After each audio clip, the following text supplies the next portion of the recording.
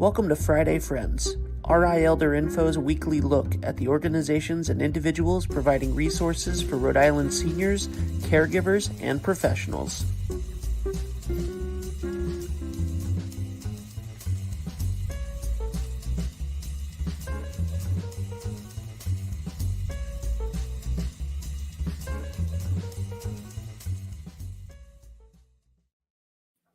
Good morning, everybody. I hope as you are watching this that you have had a fabulous Thanksgiving with your friends and family and that it was a wonderful day for you. We are actually pre-recording this just before Thanksgiving, so I have not yet enjoyed the turkey yet, but we are going to be spending time with our family, so we are pre-taping, and I hope all of you had a wonderful Thanksgiving. As you know, 9 o'clock every Friday, we come on and have Friday Friends where I interview different organizations that you or someone you know needs to know about. So it's really important that you hit the like button and the share button because we need to get information out about the topics that we're going to be talking about today with the Rhode Island Office of Veteran Services with Director Yarn. Super important. We want to make sure our veterans and their families get connected to the services and resources that are available out there. And as you know, if you've been following along all month, and I'm confident that you have been, we have dedicated all of our Friday Friends in November to resources for our veterans, military members, and those that care for them. We really care, and I want to make sure that we get folks connected. So, as you know, we are a 501c3 nonprofit, and we could not bring this program to you without the support of our sponsors and our donors. So, a huge thank you to Aetna and to Oak Street Health and to United Healthcare, Neighborhood Healthcare, to Tamarisk Assisted Living, 321 Media, and England Studio. It is through their generous support that allows us to come on every week and bring you information and resources that will make a difference in your life or in the life of someone you know. So without further ado, I would like to introduce my friend, Director Kasim Yarn. Hi, Director. How are you? Good morning. How are you? Good, good. So tell me, what is new in your office? Well, we have a great opportunity. We've onboarded a couple of new staff members this year, and adding more capabilities to our team to better serve our veterans and military families. Those folks that we bring on board, they have expertise that totally committed to serving. They've illustrated an ability to better serve our population for the jobs that they've had in the past, and leveraging those skills that they've acquired in the past at different other sister agencies like OHA and DHS to support our mission here to serve our veterans and military families. That's awesome. Your office is right on Jefferson Boulevard. Can people come into your office, and do you have like satellite offices anywhere? Oh, absolutely. So we're headquartered, centrally located, 560 Jefferson Boulevard, all the way in Warwick. For those that have to travel, we know we go all the way. We're on two RIPTA routes. We chose that location for a reason. The proximity to where how folks will have to travel time and be mindful of, parking restrictions, what have you. So we don't have any of those type of restrictions here. So it's so critically important. Part of our process too, in the role that the governor has played regarding his 2030 strategic plan, talks about meeting our Rhode Islanders where they are in their community. As a result of that, in partnership with our post-secondary education team, the renting office space at our Wesley Education Center site, and also simultaneously our Woonsocket Education Center site as well. Again, this talks about the governor's 2030 plan to reach our veterans and military families where they are in the community and give them just another resource that we have a list of many resources they can have too. They don't have to drive all the way somewhere. They can do it based on proximity to where they live. And the Wesley Education Center and the Woonsocket Education Center both provides us that opportunity. That is awesome because if you're from Westerly, driving up to Warwick might be a little too far, and same is true for Woonsocket. So That is awesome. So, folks who go into those offices or into your office directly, what kind of help can they receive, and what kind of resources can they apply for through your So office? we offer, so our office, we offer full benefit navigation capabilities, anywhere from assisting them as they transition back from active duty service, helping them connect them to one of our higher institutions of learning, to our also seeking employment as well. We have a direct work relationship with our Department of Labor and Training folks as well, but also too, no wrong door approach. We participate in a collaborative network called Unite Rhode Island, puts all of our community service providers in the same network. So that way, if they come through our doors, or they come through another agency, or they go through a nonprofit, or they go through our federal partners, we can connect them rapidly with services based on the various service providers that are in our network. That is awesome, because you don't want to have, a lot of, well, maybe it's this, maybe it's that. It's good that it's sort of a one-stop resource for our veterans and their families. So, does your office help coordinate, say, if a veteran wants to make arrangements at um, the veteran cemetery in Exeter? Is that your office that they would Oh, reach out to? absolutely. I also oversee the veterans home as well, and so we always ask the focus easy on the, especially when we talk about families and having to engage with them as well, to make it easier to enhance that experience for our veterans and military families. So we always encourage folks to pre-register, to pre-qualify. You can also feel free to give Jim a call at the cemetery. In a relative number 401, and we'll post the numbers in chat as well. But 401 268 3088. Give him a call. We can walk you through the process. You can feel free to go online to apply online at vets.ri.gov. Again, we'll share those with you too as well. But again, you can pre-apply online, get a pre-approval online prior to you needing it in that capacity, because we're seeing more and more family members of veterans reaching out to us as well. And we also got to make sure our messaging is to them also to assist them, to help them to fill out the applications piece. And this is one of those programs that we recommend folks pre-apply as well.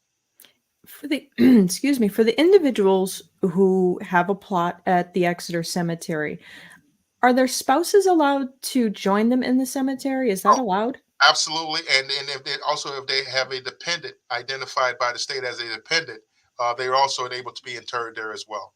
Okay. Okay. I think that's one of those things that a lot of folks maybe don't even realize, is that the spouses can spend the afterlife together.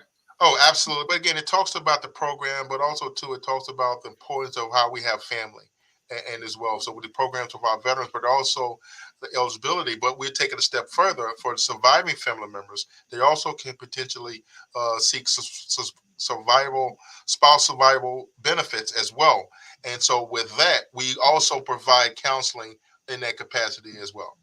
That's really important, because I think a lot of times when we lose someone, it's such a whirlwind. It's like, I don't know where to go. I don't know how to apply. So it's great that they can come right to you guys and get that taken care of. Oh, absolutely. We know that, this life journey is difficult alone, but if you have people that are there to assist you along that journey, it makes your life a lot easier. Again, it really is truly about enhancing the veteran and military family experience. And our office is there to guide through the process. We talked about addressing the needs of our veterans that are transitioning back home, but on the other end of the spectrum, making sure that we provide help and benefit counseling to our aging population, like our World War II veterans, our career war veterans, our Vietnam veterans. Again, to our Vietnam veterans, welcome home. But they have a different set of needs along the healthcare spectrum, and so we're there to provide service for them to make sure that they have a copy of the DD-214s, have a copy of the military paperwork, connect them directly with benefits, and get them enrolled in the VA healthcare system to address their needs as well. So you bring up a good point about, in particular, our Vietnam veterans. So when they came home, they maybe didn't have a positive experience with the VA system in its entirety. Has the VA changed since the 60s and 70s when they came home? Is it more recognizing of some of the things that our Vietnam veterans have Oh, experienced? absolutely. Well, part of the VA, the federal VA partners had to change, and then their approach, and then based on what we did not do and lessons learned from our Vietnam era experience. Well, since then we've identified resources. We know that we've elevated the awareness around Agent Orange and the effects associated with that, to include the impacts it has on families as well. And the VA really has stepped up to the plate, and now it is the premier organization that we would refer all of our veterans to get access to care in that regard as well. And again, I kudos to our federal team, via our benefits office, regional office, or our Providence healthcare system as well. Two great leaders of those organizations, performing the triad here for the state, and we are blessed to have those two leaders supporting the effort for our veterans, but also too identifying resources and connecting our veterans to those resources. Again, taking the lessons learned from our Vietnam veterans in that era, and to make it to impact change. And Director Connell talked about this all the time, but also talks too about who the Providence healthcare system is in reality. If there was a problem, hey, let us know so we can fix it. Our job is to make it right, to make the veteran and military family whole. And you have an active voice, and they have an advocacy group that does a tremendous work to intercede on behalf of the veteran and advocate also for the family to support that veteran as well. Yeah, we had Director Connell on, and we are really lucky here in Rhode Island that the Providence VA is rated, Providence VA Medical Center is rated one of the best in the country.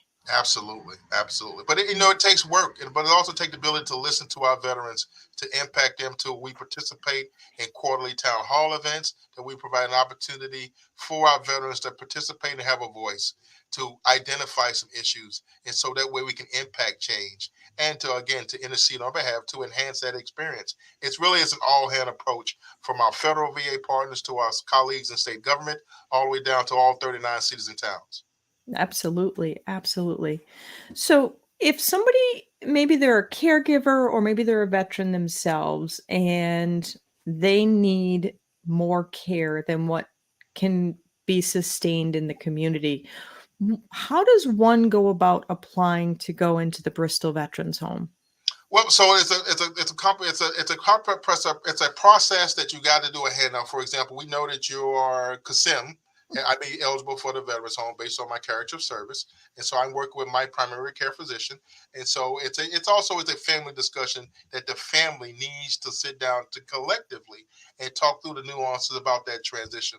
But when we talk in terms of transition, we talk about it in terms of our active duty service members transitioning back home, where there's a different transition in the elder space, transitioning from their standard of living or where they're accustomed to transitioning to another facility, be it our veterans home, be it an assisted living facility, or being in a care facility outside of what they're normally utilizing in that capacity.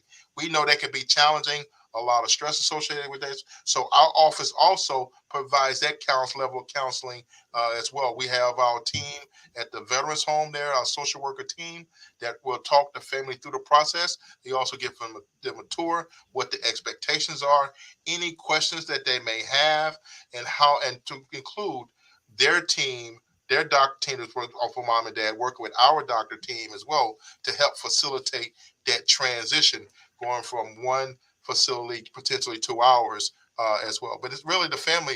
We want the family to be involved with that process. And we want to sit down with them early and often to talk them through the requirements and the nuances behind making that transition. And it can be quite challenging and stressful associated with that process. Absolutely. That transition into a longer term care setting can be really hard. And I really like what you're saying about talk early and talk often, to not wait for the crisis, but to have these conversations ahead of time. I think that's really important. And I can tell you, I've toured that facility in Bristol, and it's absolutely gorgeous. How many residents are there in that location? So right now we have 143 residents at our facility. We know that COVID has had a vote in this process. We've reduced our we have staffing concerns as well as all of our nursing facilities and assisted living across the state, even in the Northeast District as well. Because New England is an aging district relative to the other regions in America. So, but we mindful of that too, but we are also too our messaging to the family members has to be succinct in that capacity, but give our family members options to sit down with mom and dad and talk through those transition points, to understand where those seams are, those potential friction points, visitation along those lines. We've learned a lot through COVID-19, but the center of all of that has been, without a doubt, the family members. And so why it's so critically important to bring the family members down, to talk to them, to entertain any questions that they may have, to maintain that level of community engagement, because it really is a community. When you go to the facility, it's a home neighborhood construct, but it's a community and it's family driven. So with one of the fastest growing veteran populations being women, is there space in Bristol for women veterans too? Absolutely. One serve, we all serve in that regard too as well. And so it is set up for both men and women. And in that regard as well. Matter of fact, we communicate also within Jennifer Marquise Caruso. She's our women coordinator for our women veterans and warriors that are currently serving, to give them a voice. I'm always a firm believer that, you've got to, if you're going to service a group of individuals, you got to reflect the people that you serve. And it was so important that we hired a women veteran to support the needs, to flag some things, to identify some things, to advocate for them as well. She meets with them on a recurring basis to identify any concerns. It's spotlight events. And so it's so critical about what we do here in our messaging to support all of our veterans. Yeah, Jennifer, I can attest she is a amazing woman. Absolutely. She's a great team member for you Absolutely. guys. Absolutely. So one of the things that, anybody that has seen you and I speak before, I know I'm comfortable speaking for you that one of the things that's really extremely important for both of us is addressing the 22 a day and reducing veteran suicide and improving mental health services and those kinds of resources. We know one is too many, period. Full Correct. stop. Correct. And to that said, we know of that number, if we start to peel that onion back, to take a deeper dive into that number, 14 are not enrolled in the VA healthcare system. So we need to do a better job with that.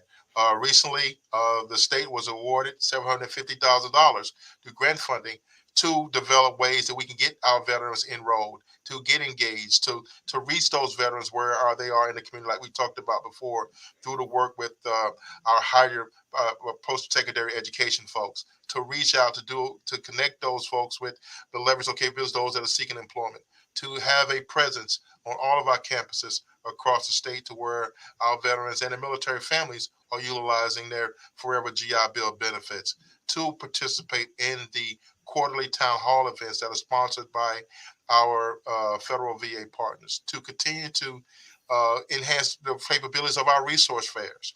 We do a great job at staffing resource fairs in the state. Well, let's continue to leverage those capabilities, and we are mindful also that we're coming into winter months as well. So that also has its own unique challenges also as well. And so we try to use our services in order to identify those needs as early as possible also. Absolutely. And as I said in the beginning, we are pre-recording this right before Thanksgiving, and it's going to air right after Thanksgiving. But going forward, you said, the particular challenges in the winter months, not everybody has family. We know that that's a stressor in life. We've seen all over the news that the cost of heating and electric, all of those things have gone up. The cost of food has gone up. Are there resources that veterans can access if they need help with finding food or with help paying for their utilities or even to reduce homelessness, which is Well, also completely not acceptable. no, we know it's a complicated problem. It's about working together to getting the right folks in the room to address these concerns, but also too taking action. We have grant funding that we utilized that was provided by the General Assembly, and those funds have been allocated to support those private sector folks, those nonprofit folks, our schools that are giving assistance to help them at the grassroots level. I think a little bit of funding goes a long way. And so we utilize those grant funding dollars to address the concerns to which you mentioned as well, to provide legal services to our veterans and military families, to address some of the social determinants that are having issues with our veterans and military families. So the grant funding goes directly to resolve some of those concerns that you've identified. Some of which requires a better collaboration amongst those in the cohort, but also too some of it may require additional research and support. And we continue to work together to identify what the issues are and assign resources to resolve those issues. It's good. It's reassuring to know that people can reach out to your office, and if they need help with housing, if they need help with finding educational benefits, if they need help finding resources to become employed or be trained to do something different, that they can contact your office and you have a team that can help people navigate that. Does your office partner with any organizations to assist the veterans who may not have homes? I know that that was a priority for the governor to reduce homelessness across the board. Oh, absolutely. That's always been, he's been laser focused in that mission as well. We utilize those capabilities as well here. Some of our grant funding are allocated to help with those issues. We also meet periodically with our federal VA partners because they have a program as well. And we continue to meet on a recurring basis to identify resources, to get those elevated, to prioritize who's going to get what, when, and where, but also to the social determinant, identifying the social determinant as driving those, and also too to put up barriers to remove those barriers that have been restricted and for years to get those folks access to the care that they need. Because we also knew that there are other social determinants like sustained employment. Housing is one component, but we also too getting access to health care, mental health care. We also within the behavioral needs address those too as well. So all those things it can impact the individual. So our job is to look at those resources and to reach out, collaboratively, work to reduce some of those challenges. When you said in the beginning, it's like peeling an onion, it really, really is, because the social determinants of health impact all of the different pieces in addition to our actual physical health. So you're absolutely right. It is like peeling an onion. I just wanted to just go back on one thing real quick. If someone is experiencing a mental health or substance use disorder crisis, or if a viewer is aware of a friend, a family member having a crisis, who should they call? What Well, we know number should they dial? Right, we know 988. That's the number that we modified to because we know that there were some challenges with the prior number, the 800 number. So we say made it standard across the board. 988. Press one, and that'll be the one dedicated to a veteran crisis line as well. But again, it's so critically important because we know that getting help looks differently for each one of us. Amen. So as a provider for those services, my job is to create a buffet style list of menu items, options for that veteran and that family to get assistance, be it another consistent agency like BH Link, or connecting with our federal VA partners like the Vet Center or other providers in our network that can service that request. So that way we handle this in a timely manner, but more importantly, we're able to remove some of the barriers and direct that individual to a provider in a timely manner. It is so much navigation. And how many people are on your team? It takes a village. So we have the whole state of Rhode Island is on the team. We have one team here. So with all of us, because you're either a veteran or either you serve or you serving someone that served. And we're all Rhode Islanders can utilize these benefits and connections in that regard too as well. So just having a little compassion in our hearts, but also too, knowing that this is a state and we have the capability of connecting folks with service providers. And that's in essence, and I think that talks about the spirit of the holidays too, as well as, being thankful for what we have, but also to praying for others as well. And again, it's up to you to pray based on what your religious beliefs are, but more importantly, the ability to intercede on someone else's behalf and to identify those resources to help each other in that capacity as well.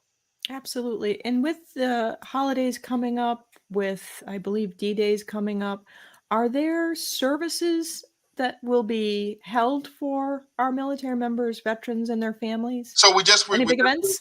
we just finished up Veterans Day. We had a laundry of items, which is so great in terms of all municipalities with the parades. Everybody loves a parade, especially here in Rhode Island.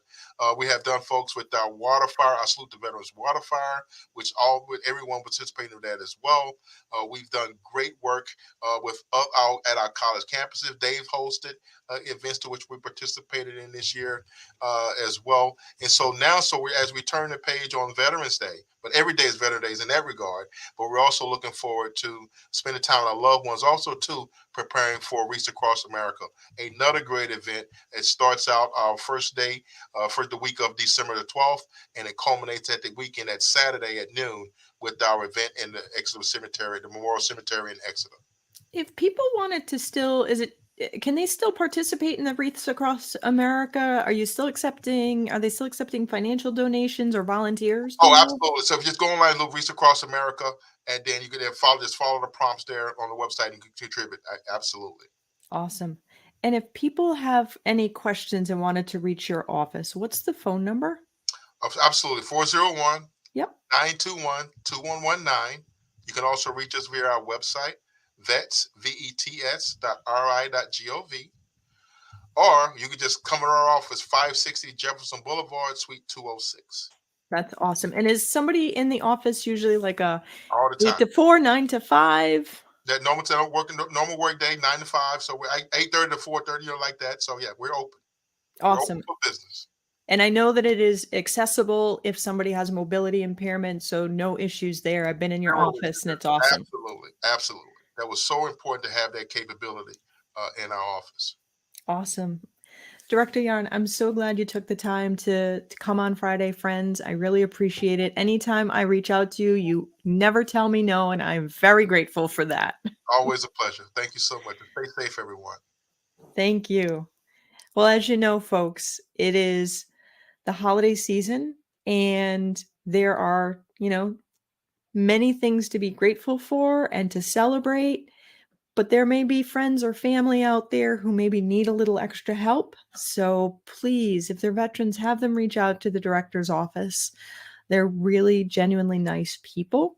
And again, that's the 401-921-2119. If you or someone you know is having a mental health or substance use crisis, if it's an emergency, of course, dial 911. But if you need to talk to somebody, dial 988. There is help available. We are out here. We care. We want to get you connected to the resources that are available. And it's really important that we all work together. So if you're a civilian watching this, hit the like, hit the share, because there are a lot of veterans in this state. And wouldn't it be cool if we were all connected to each other? What a wonderful thing. I hope you've all had a great Thanksgiving and that you're enjoying time with your family. And I look forward to seeing you all again next week. And don't forget, Tuesday's Giving Tuesday. We are a nonprofit, so if you want to support the work we're doing, that's awesome. There'll be plenty of social media posts on that, I'm sure. But I look forward to seeing you all again next week. In the meantime, be well and be kind. If you like this video, please follow us on social media and subscribe on YouTube.